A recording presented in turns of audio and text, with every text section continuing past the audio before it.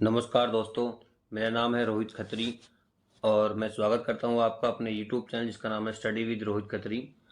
मई में 1 मई से 7 मई की वीडियो ऑलरेडी डाल चुका हूं, आप वो देख सकते हैं मेरे चैनल पर। तो चलिए स्टार्ट करते हैं आज का वीडियो। तो पहला सेक्शन है हमेशा की तरह मेरी वीडियो में इम्पोर्टेंट डेज ऑफ मई। तो मई के महीने में जितने भी इम्पोर्टेंट डेज थे अभी तक 14 मई तक, वो सभी मैंने यहाँ लिखे हुए हैं। तो चलिए स्टार्ट करते हैं 1 मई से। 1 मई को था इंटरनेशनल लेबर डे। 1 मई 1886 में यूएस में लेबर्स ने एक स्ट्राइक की थी, जिन्होंने डिमांड की थी कि लेबर्स को 8 घंटे से ज़्यादा काम करने के लिए फोर्स ना किया जाए। तो इसीलिए 1 मई को ही इंटरनेशनल लेबर डे मनाया जाता है। 1 मई को महाराष्ट्र डे भी है और गुजरात डे भी होता है, क्योंकि 1 मई 1960 में महाराष्ट्र और गुजरात इंडिया के स्टेट्स बन गए थे। 2 मई 2 मई को था वर्ल्ड टूना डे। टूना जो है एक तरह की फिश होती है। 3 मई को था press freedom day. Press freedom day वाले दिन प्रेस फ्रीडम इंडेक्स जारी किया गया था, जिसकी रैंकिंग मैंने यहाँ लिखी हुई है। जिसमें 1 नंबर पे रहा नॉर्वे, 2 नंबर पे रहा आयरलैंड और 3 नंबर पे रहा डेनमार्क। ये टोटल जो है इसमें 180 कंट्रीज ही इसमें इंडेक्स में जारी की गई थी इनकी रैंकिंग। इसमें नॉर्थ कोरिया नंबर 180 पे रही और चाइना उससे ऊपर रही और इंडिया की रैंक रही 161। इंडिया की रैंक जो है इसमें हर साल जो है धीरे धीरे और ख़राब होती जा रही है, तो ये काफ़ी चिंता का विषय है। आगे बढ़ते हैं 4 मई। 4 मई को था कोल माइनर्स डे। 5 मई को था इंटरनेशनल फायर फाइटर्स डे। 7 मई को था वर्ल्ड एथलेटिक्स डे। तो इस बार के वर्ल्ड एथलेटिक्स डे की थीम थी athletics for all a new beginning. और जो इंटरनेशनल एमेच्योर एथलेटिक फेडरेशन है IAAF, उसकी स्थापना हुई थी 17 जुलाई 1912 में स्टॉकहोम स्वीडन में। आगे बढ़ते हैं 8 मई। 8 मई को था world red cross day. World red cross day के अलावा 8 मई को वर्ल्ड थैलीसीमिया डे भी था। तो 8 मई को रेड क्रॉस डे क्यों मनाया जाता है? क्योंकि जो हेनरी डुनांट है उनका बर्थडे 8 मई को आता है। तो हेनरी डुनांट कौन थे? ये एक Swiss humanitarian, businessman, social activist and co founder of Red Cross movement थे के फाउंडर थे ये। और इन्हें 1901 में नोबेल पीस प्राइज भी मिला था। नोबेल पीस प्राइज आप जानते हैं कि 1901 से ही ये मिलना स्टार्ट हुआ था और हेनरी डुनांट वो पहले आदमी थे जिनको नोबेल पीस प्राइज मिला था। उसके अलावा जो रेड क्रॉस सोसाइटी है उसको भी 3 बार अभी तक नोबेल प्राइज मिल चुका है, 1917 में, 1944 में और 1963 में। इसके हेडक्वार्टर है जिनेवा स्विट्जरलैंड में। और इस बार 2023 में इसकी थीम थी everything we do comes from the heart. आगे बढ़ते हैं 11 मई। 11 मई को था नेशनल टेक्नोलॉजी डे, क्योंकि 11 मई 1998 में पोखरण में जो है हमने न्यूक्लियर टेस्ट किया था, जिसके बाद से हम भी जो उन देशों में गिने जाने लगे जिनके पास न्यूक्लियर पावर है। 12 मई को था इंटरनेशनल नर्सिस डे। क्यों 12 मई को इंटरनेशनल नर्सिस डे मनाया जाता है? क्योंकि फ्लोरेंस नाइटिंगेल का बर्थडे 12 मई को आता है, जिनको हम लेडी विद द लैम्प के नाम से भी जानते हैं। तो आगे बढ़ते हैं करंट अफेयर्स के क्वेश्चंस पर। बिहन मेला। बिहन मेला अभी किस स्टेट में मनाया गया है? तो ये मनाया गया है उड़ीसा में। तो इसके बारे में कुछ फैक्ट्स। जो उड़ीसा की कोंद ट्राइब है ये उड़ीसा के नयागढ़ डिस्ट्रिक्ट में 2019 से इसको मना रही है। और ये एक सीड फेस्टिवल है, मतलब बीज फेस्टिवल है। और इसको मनाने का उद्देश्य क्या है कि जो कोंद किसान हैं उनको कृषि परंपराओं में वापस लाने में मदद करना इसका उद्देश्य है। तो ओडिशा में मनाया जाता है। तो ओडिशा के बारे में कुछ फैक्ट्स। ओडिशा के सीएम है नवीन पटनायक। ओडिशा के गवर्नर है गणेशी लाल। विधानसभा में ओडिशा में सीट 147, राज्यसभा की सीट होती है 10 और लोकसभा में ओडिशा में सीट होती है 21। इसके अलावा उड़ीसा में टाइगर रिजर्व सिमलीपाल भी है, जो अभी चर्चा में था। तो चर्चा में वो क्यों था? क्योंकि वहाँ अभी एक रेयर ब्लैक टाइगर की मृत्यु हो गई थी, तभी से उड़ीसा का सिमलीपाल टाइगर रिजर्व चर्चा में है। आगे बढ़ते हैं। बीआरओ ने अभी अपना 64वां रेजिंग डे मनाया है। रेजिंग डे मतलब फाउंडेशन डे। तो बीआरओ की स्थापना हुई थी 7 मई 1960 में। और इसकी स्थापना क्यों हुई थी?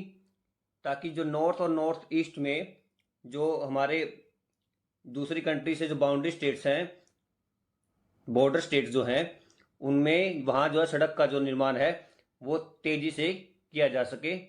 और बीआरओ की फुल फॉर्म होती है बॉर्डर रोड ऑर्गेनाइजेशन। इसका हेडक्वार्टर है न्यू दिल्ली और इसके डायरेक्टर जनरल है लेफ्टिनेंट जनरल राजीव चौधरी। आगे बढ़ते हैं। नीरज चोपड़ा ने अभी डायमंड लीग 2023 में जो अभी दोहा में हुई थी उसमें गोल्ड जीता है। इनका जो इस बार का बेस्ट रहा है 88.67 मीटर, 88.67 मीटर का इन्होंने थ्रो किया, जो इन्होंने पहले अटैम्प्ट में किया था उसी से ये गोल्ड जीत गए इस बार। इसके अलावा 2022 में जो डायमंड लीग हुई थी वो स्विट्जरलैंड में हुई थी, उसमें भी नीरज चोपड़ा जी गोल्ड जीते थे। तो आगे बढ़ते हैं। साइक्लोन मोचा का नाम किस देश ने रखा है? तो ये यमन ने रखा है। अभी 10 मई 2023 में बंगाल में, बे ऑफ बंगाल में साइक्लोन आया था जिसका नाम यमन ने रखा है। और इसका नाम रखा है इन्होंने मोचा, जिसका उच्चारण मोखा मोखा किया जा रहा है। तो ये जो है यमन का एक बंदरगाह है, जिसके बारे में ये कहा जाता है कि 500 साल पहले कॉफ़ी जो है पूरी दुनिया को यहीं से मिली थी। एक तरह से कॉफ़ी का जनक माना जाता है इस बंदरगाह को। तो साइक्लोन मोचा जो है मोखा, ये अभी 14 मई को इसने बांग्लादेश और म्यांमार में काफ़ी तबाही मचाई है। करीब करीब 100 लोगों की वहाँ मृत्यु हुई है और काफ़ी हज़ारों लोगों को अपना घर छोड़ के जाना पड़ा है। आगे बढ़ते हैं। प्रवीण चित्तरवेल ने अभी ट्रिपल जंप में नेशनल रिकॉर्ड बनाया है। इन्होंने अभी क्यूबा के हवाना में, क्यूबा जो है अमेरिकन कॉन्टिनेंट में पड़ती एक कंट्री है, इसमें इन्होंने ट्रिपल जंप में के एक प्रतियोगिता में 17.37 मीटर की छलांग लगाकर प्रतियोगिता जीती और नेशनल रिकॉर्ड भी तोड़ दिया। आगे बढ़ते हैं।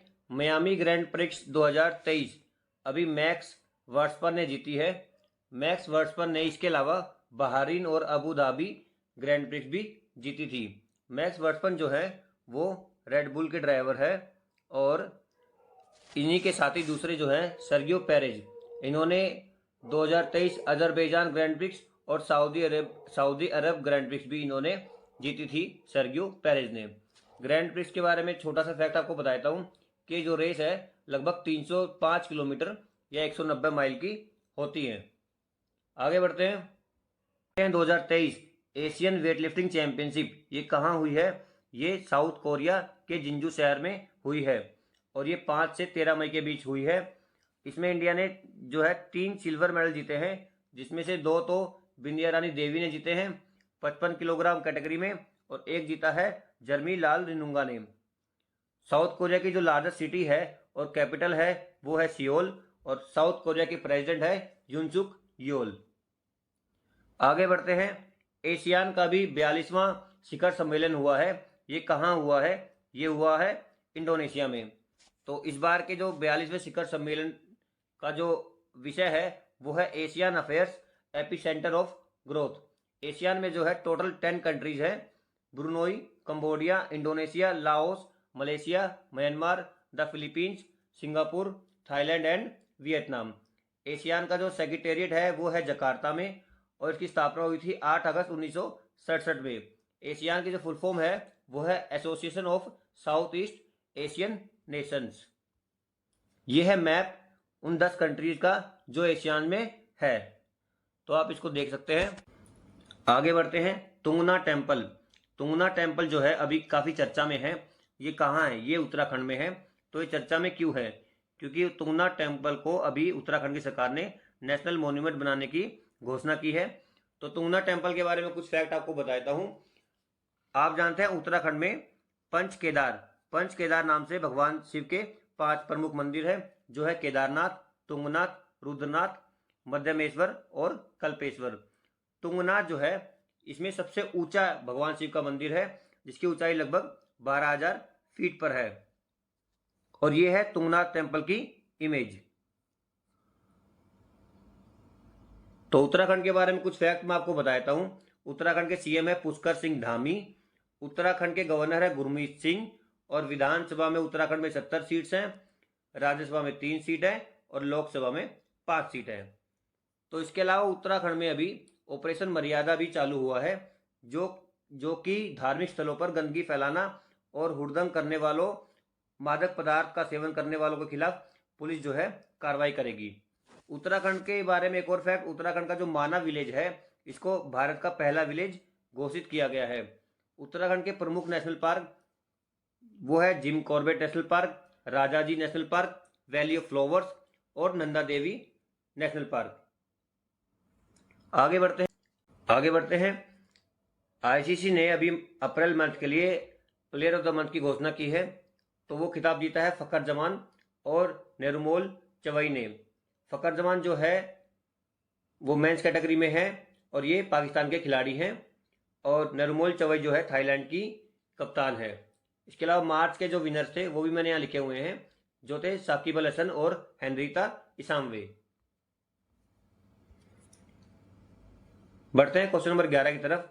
इंडिया ने अभी म्यांमार में जो सितवे पोर्ट है उसको जो है स्टार्ट कर दिया है। सितवे पोर्ट जो है इंडिया ने ही बना के दिया है म्यांमार को, और इसकी जो पहली शिपमेंट है वो कलकत्ता में श्यामा प्रसाद मुखर्जी बंदरगाह से रवाना हो चुकी है।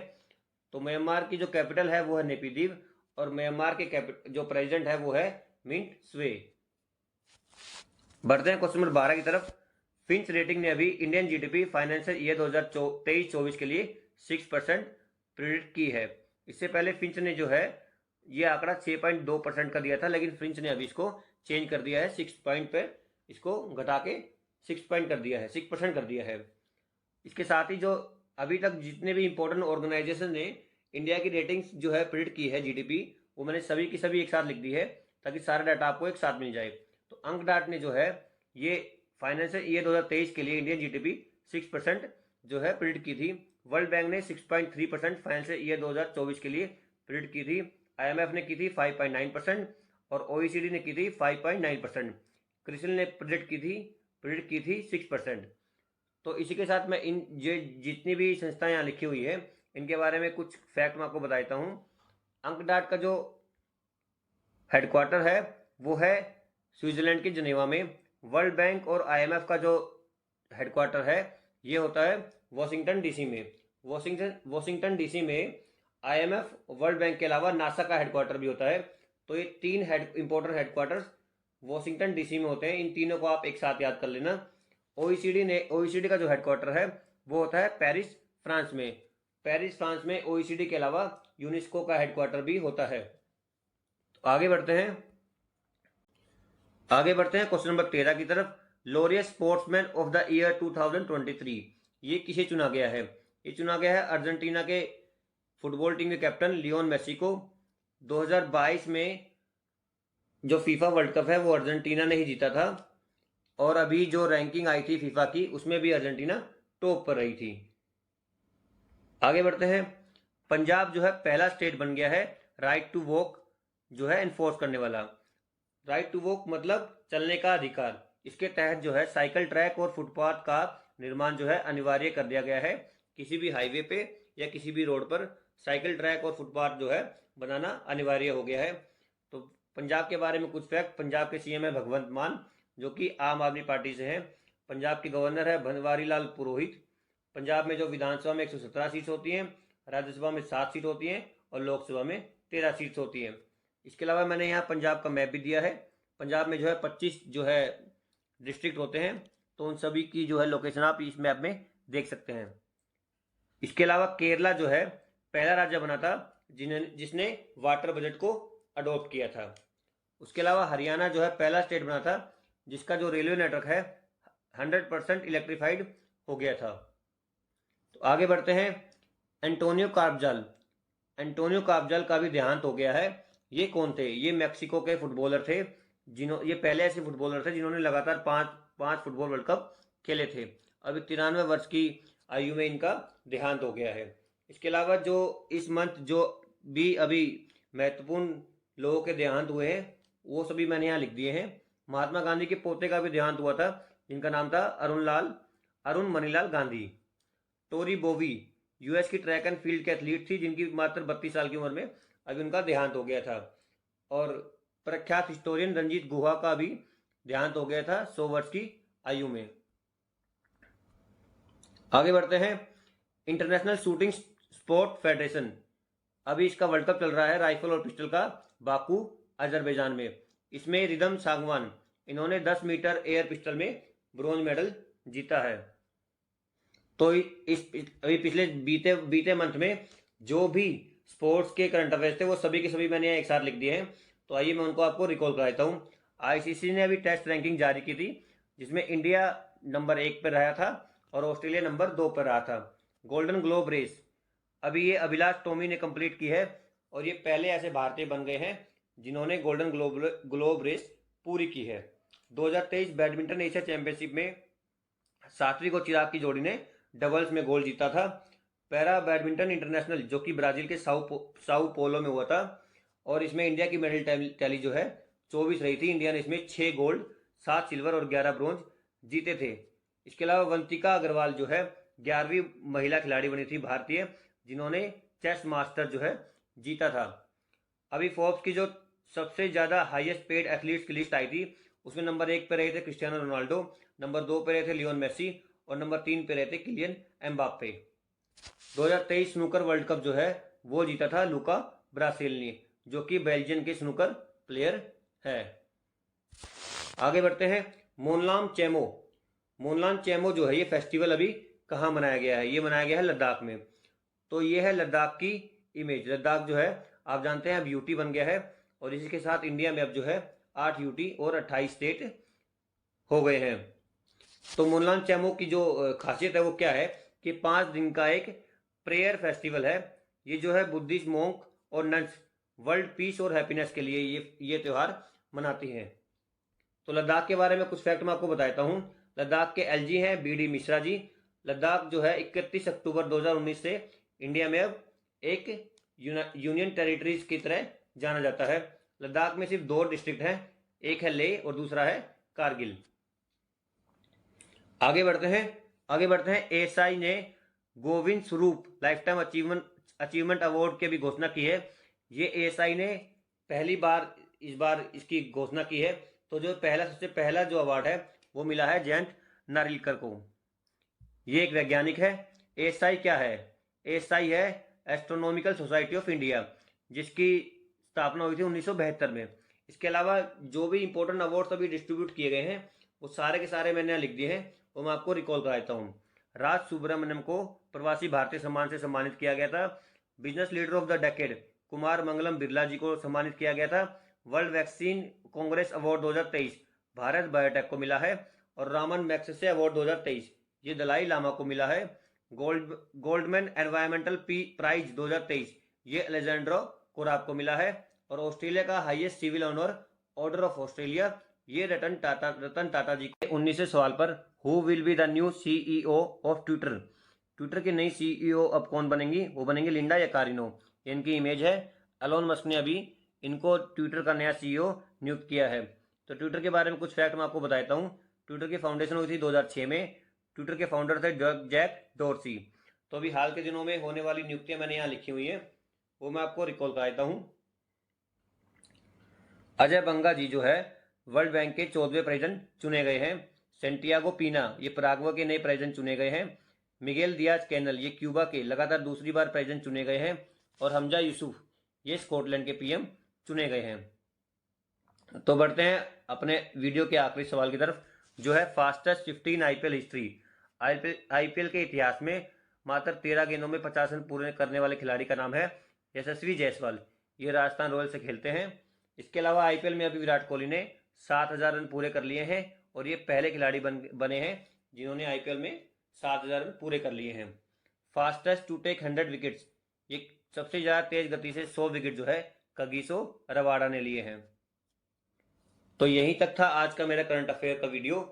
पूरा वीडियो देखने के लिए बहुत बहुत धन्यवाद। आप सभी से अनुरोध है, कृपया वीडियो को लाइक करें, चैनल को सब्सक्राइब करें और बेल आइकन भी दबाएं। अगर आपका कोई सजेशन है वो आप कमेंट बॉक्स में ज़रूर लिखें।